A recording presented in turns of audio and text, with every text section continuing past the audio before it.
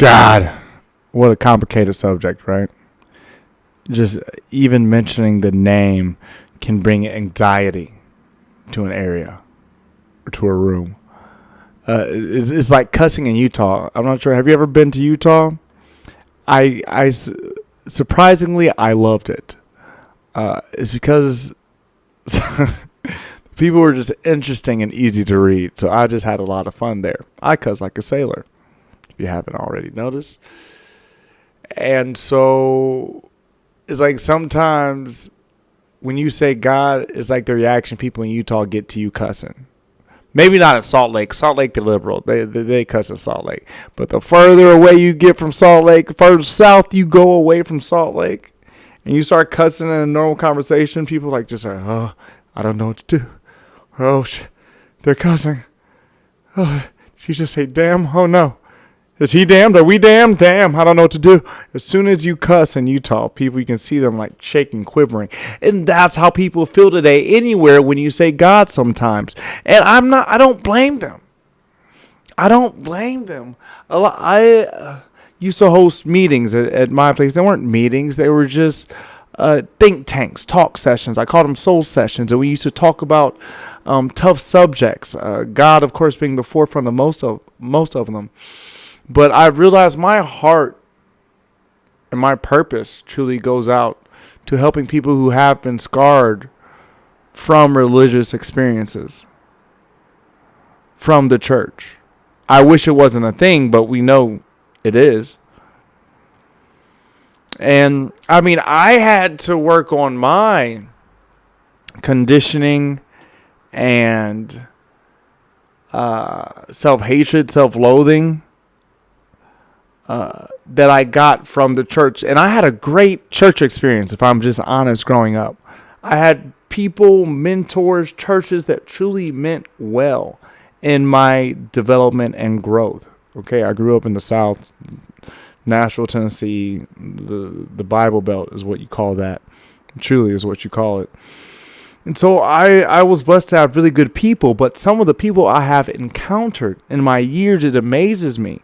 Like these confines, these crazy things still going on today. You won't believe that it's happening in America, if I'm honest. Like, I hear some of these stories, and like these groups, these strict religious movements or sectors that are doing the best they can to also find love. I'm not against them either. But there's a lot of scarring and confusion that comes along with God. And God is love. And it's so hard to understand that. You know, like I have my dog, Blitzen. I love Blitzen. He is a very sensitive little boy. And so if I scorn him, he feels that. He's hurt when I scorn him. Okay? And then when I love him, well, he loves that, of course. And he doesn't learn well from that scarring, from like that angry teaching. He just doesn't learn that way. I don't really think I do either. Very few people do, but he doesn't learn that way. But a lot of us have been taught God that way.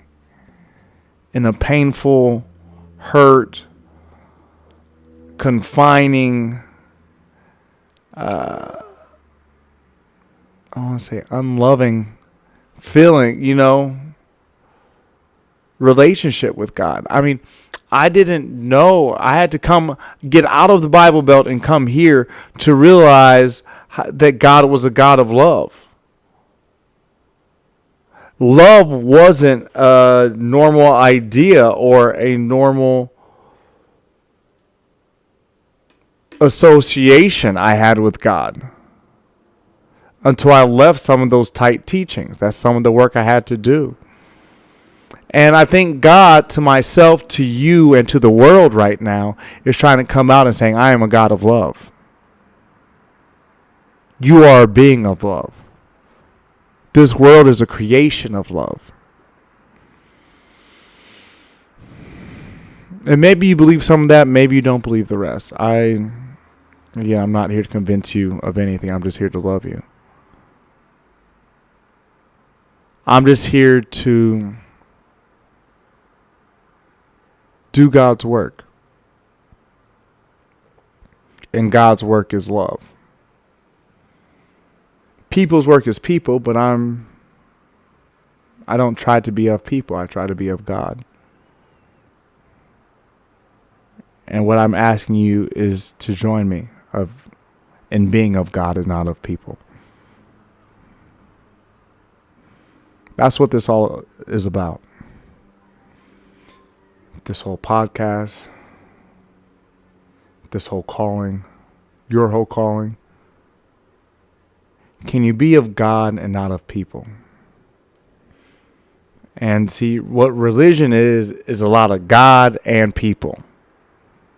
It's God's relationship with the people's relationship with God. And I get that, and it's great. But I'm focused on being a lot of God. Because there's plenty of people in this world. Our job is to make sure that there's enough and more God in this world. He doesn't need us to do that, but that's just the fun of our existence. We get to show more of God in this world. Now, how can I use this God so comfortably, and say that that's our calling, is why you're here, is to show God and be God to other people? I can't explain it. I can't explain why I trust God so much. Why I love him so much. All I know is that I wouldn't be here if it wasn't for God and his love. God's protection.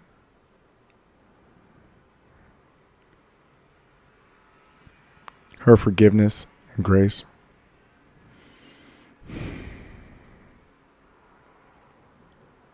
There would be no chance. I'm in this new apartment right now. There's no way I'd have it. There's no way I'd be here. I live in Honolulu, Hawaii. I have fucked up every single chance and way I could.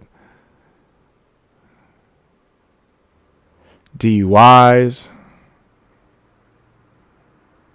ruined marriages, not plural, not doing that again, but ruined myself.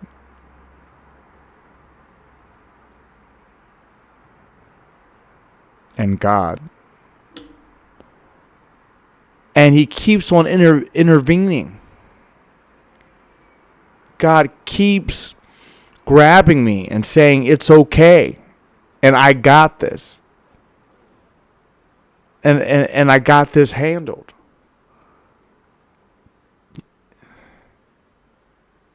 She keeps delivering me.